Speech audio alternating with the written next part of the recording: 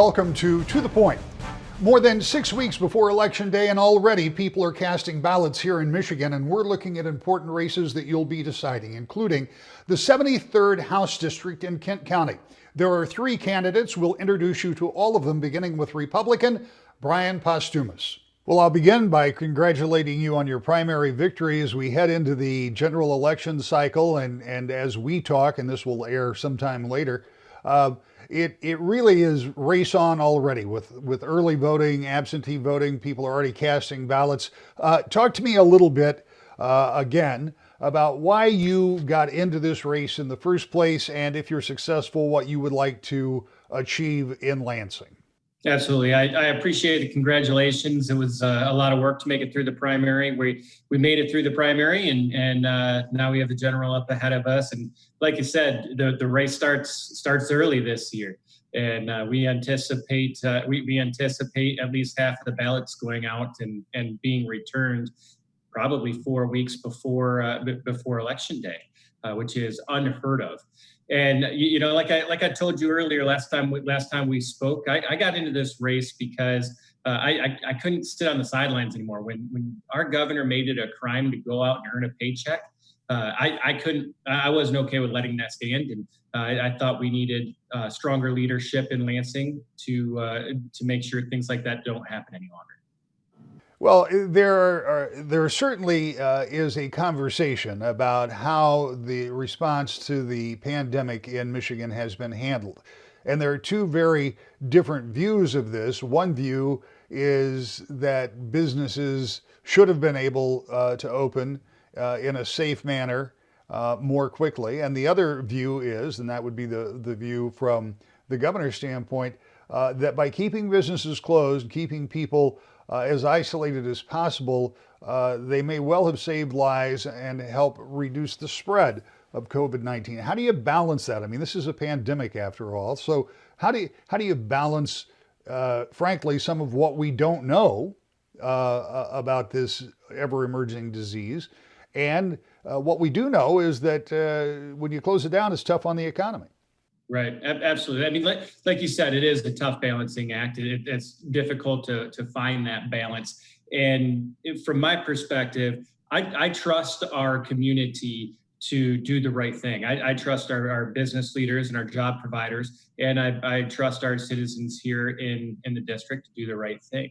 The government's there to give us guidelines and to help promote a safe avenue toward opening our economy back up, but to unilaterally shut down our entire economy for months, and then sectors of our economy for months, is just, it's a usurpation of power. And to not have any checks and balances in that, to completely push our legislature aside and say, no, I'm gonna make the decisions here no matter what. That is where the challenge is for me. I mean, if we were having a full debate with the legislature, and the legislature was fully involved in these decisions, that's one thing. But to unilaterally make those decisions with one person, that's a totally different thing. When you think about running for office, obviously there was a big impetus on your part after you saw what was going on with businesses and here in the state. But beyond that, and if you're successful, you're still going to have to be dealing with the results or the ongoing effects of a pandemic. But what are some of the things you'd like to do if you're successful and go to Lansing? Well, the biggest thing we have to look at once we're in Lansing, I mean, we have a huge budget shortfall that's not just going to be a one-year challenge for us. I mean, the budget impact of COVID is going to be a multi-year issue. And right after we get Michigan back to work, I think that's the very first step in ensuring that we fill that hole in a budget. But that has to be one of the top priorities. We're going to have to go through the entire budget with a fine-tooth comb and figure out, okay, where do we look to fill these gaps? That's priority one. So getting Michigan back to work and making sure our budget is set for the future, for the next couple of years and down the road, that's where we start. Those are first and foremost the number one and number two priority. After that, we have to look at infrastructure, making sure that we have the infrastructure in place needed in order to continue that development of our economy, and in order to make sure that our roads are fixed, our bridges are secure, and we have to look at prioritizing our existing funding, road funding, to do that. Well, let's go back for a moment. Whatever opening up the rest of the economy looks like will depend, I assume, largely on the course the pandemic takes as we move into the fall and winter months, and that would be hard to speculate, but we can talk about the budget. If you're successful and if you go to Lansing, you'll be working on the 2022 budget. And that budget will be problematic, to be sure, unless there is a significant influx of federal money, which some are hoping for, but it seems very uncertain at this point. But if it doesn't happen, if you don't see federal money to backfill on some of these issues, you're dealing with billions of dollars in shortfall. The budget is relatively tight in the sense that the general fund, general purpose part of that budget, where is primarily where you have the flexibility to spend, has been pretty static over the past decade or so. So finding areas to cut out of there could be pretty tough. I mean, are there any obvious places where you can look? You're right. It is going to be difficult. I think we have to look at every single aspect of the budget. There can be no sacred cows in that budget, and we have to look at every aspect. It can't be a scenario where we just say, okay, we're going to cut the entire budget by 5% and call it good. No, that's not going to be enough. Maybe it makes sense to start with a 5% cut across the top and maybe leave some areas of that budget out. But maybe it makes sense to start with 5% and then look into different areas where we can dig deeper. As far as the specific areas as of right now, I'm not 100% sure. I have to look. It's going to take a lot of detailed analysis in order to figure that out, and we don't know what the full impact of COVID is going to be going into that. So once we have a better idea of that, then we'll be able to start pinpointing specific areas that we can look at. When we come back, the other two candidates in the 73rd, to the point.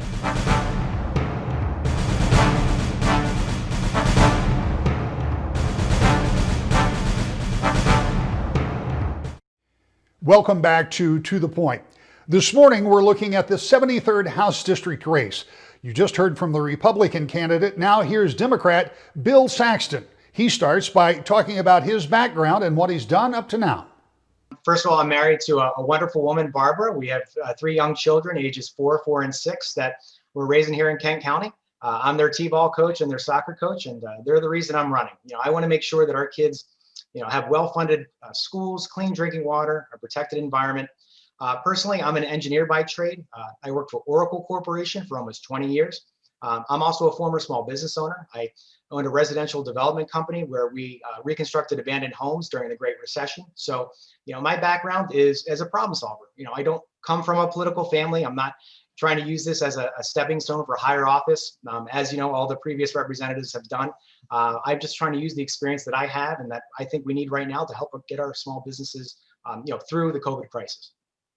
Well, you laid out your case for running, but what prompted you to? Because having a reason to run is one step, but making the decision to run is quite another, because it's a big investment of time and sometimes money. And forget for a moment that nobody knew they were going to be campaigning during a pandemic. So what prompted you to make that final decision to get in? Well, I ran in 2018, and the reason for that was because we are in the most divisive political climate of my lifetime.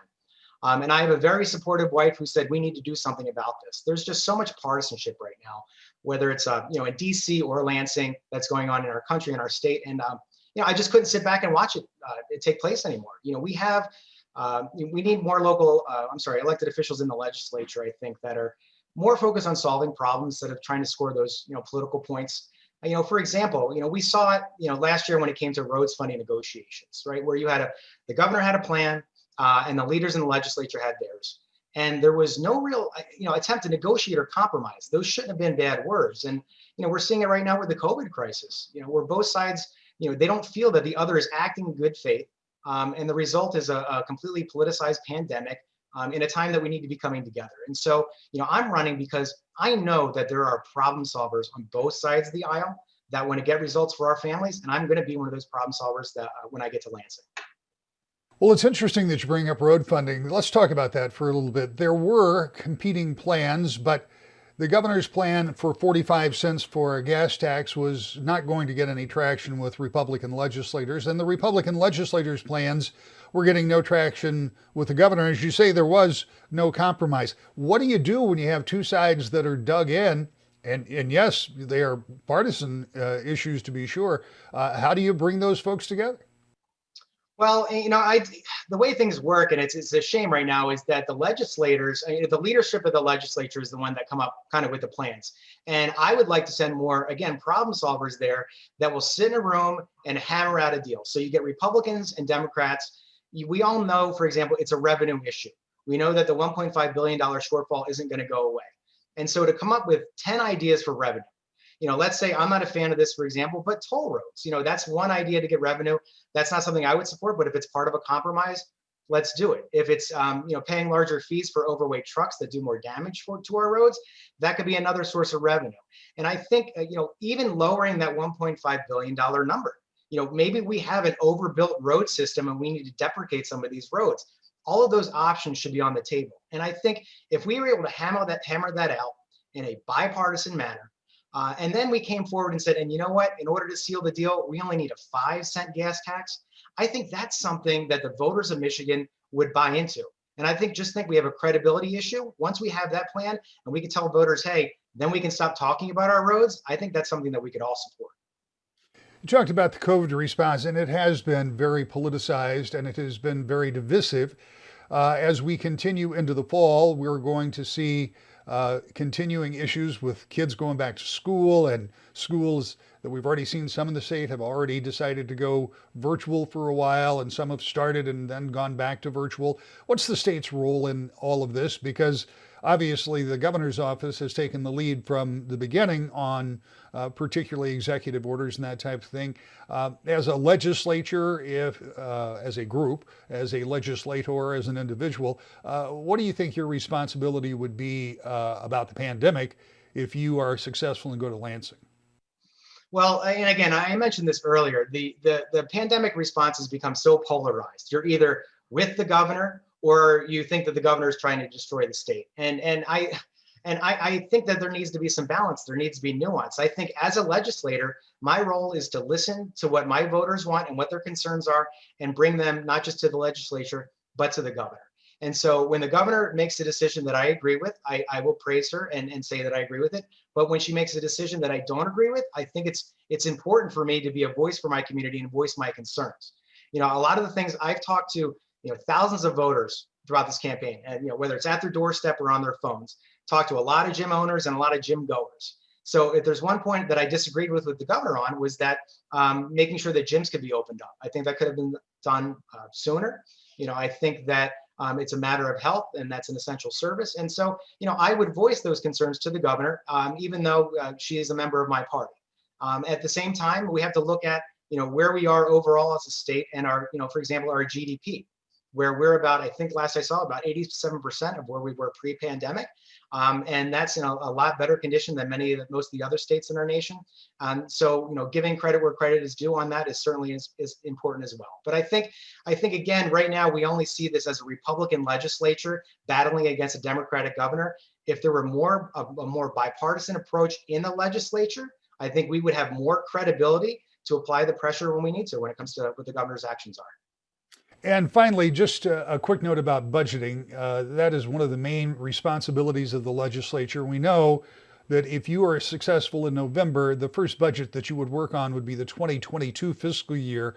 And as it stands right now, that budget's got a big hole in it. How do you approach budgeting, and assuming at this point that there is no more federal help to backfill, though that's what many in Lansing are hoping for, how do you adjust a budget that doesn't have a lot of wiggle room in it? Well, and again, talking with thousands of voters this year, finding out what their concerns are. Basically, they're worried about school funding. That's a big issue for them, and having owned my own small business, I know about budgeting. You just have to detail what your priorities are. And so when it comes to what the people of my district want focused on, what they want prioritized, school funding and public safety. And so I'm going to continue to listen to see what their needs are and what they want me to do. And then just say, look, whatever the numbers are, these are going to what our priorities are. Have to tighten the belt in some other respects. But there's one thing that I will disagree with, and that is the Senate Majority Leader saying that we have to, suffer through this. Part of being a legislature is lobbying the federal government for that assistance. I disagree with the legislators who say that they want to refuse federal assistance. This is a national crisis. Michigan got hit hardest and earliest. We do deserve some funding, kind of like during the Great Recession, to help soften the blow. The U.S. Taxpayer Party candidate is up next. To the point.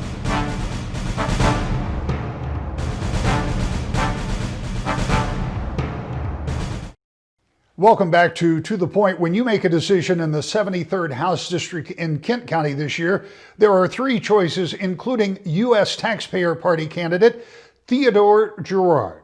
Let's begin by talking a little bit about what you have done up to now, what your professional life has been like, what your political activity has been, and how you've come to run for this office. So I'm an electrician, been working on my own as Wilderness Electric since the fall of '99. In 2010, I saw what was going on in our country, and looking at the reality of Republicans and Democrats everywhere, believed it's necessary for another voice. So since 2010, I've stood up in every election cycle to give the citizenry another choice. And what does that choice represent? What would you like to see government look like? So our founders wrote this document called the Constitution, and it's a very strict guideline as to where government is supposed to be working and where they should not work. And over the past, 60 years, 40 years that I've been paying attention, since I graduated high school, we are moving further and further away from that foundation.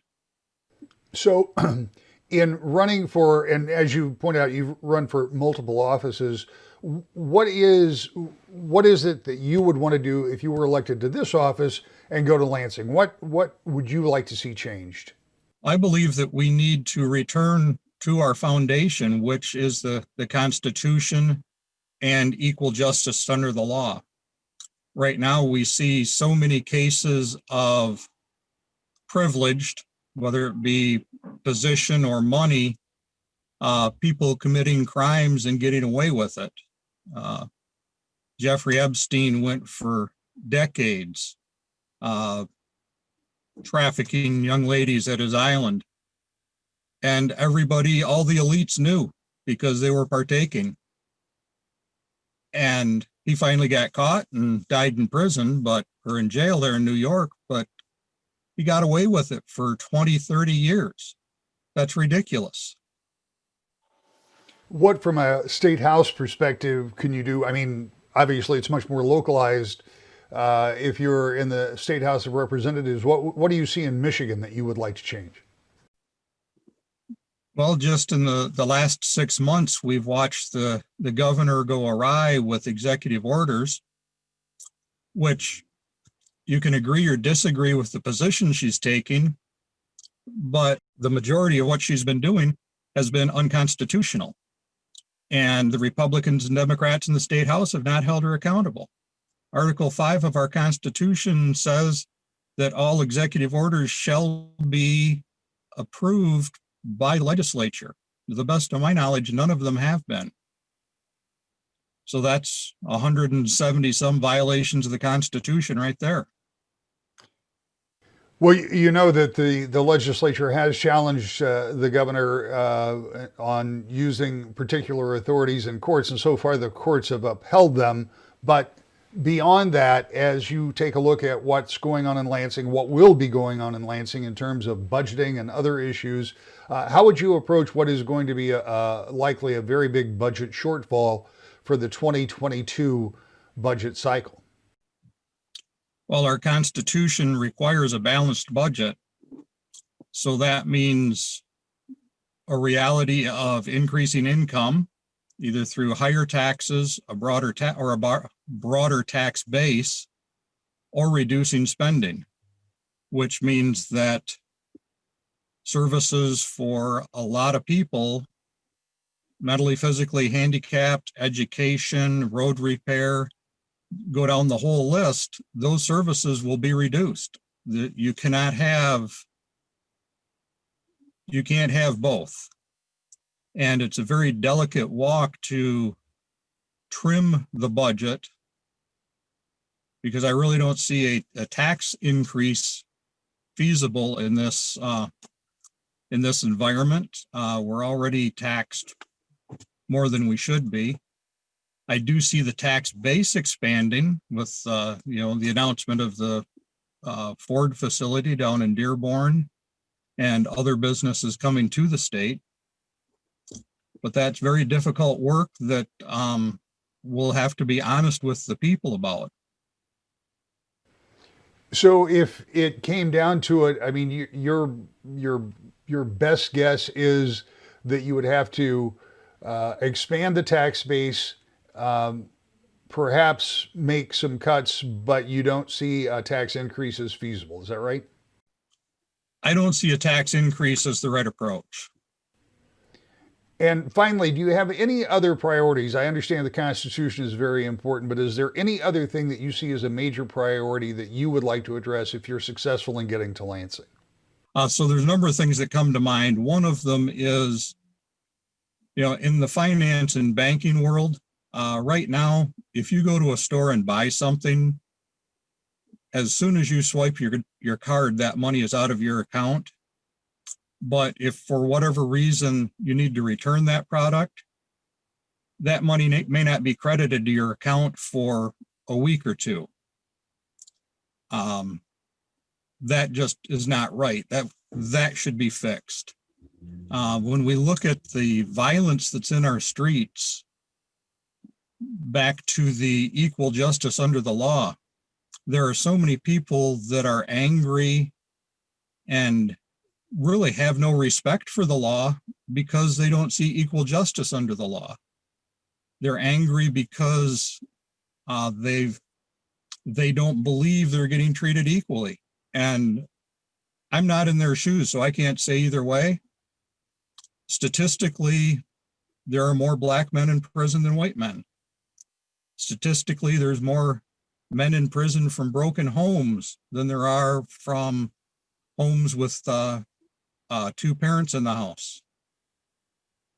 Statistically, if you're from a broken home, you're more likely to end up in a gang. Statistically, if you're from a broken home, you're more likely to end up pregnant. These are things as a society that we need to address. And as a legislator, you can encourage many of these things. You cannot necessarily legislate morality, but from a position of leadership, these are things that we can talk about and encourage the community to really lean into through our schools, through public services, and through our churches. That's the show for this week. I hope you'll join us every week as we look at more important races that you'll be deciding right here. To the point.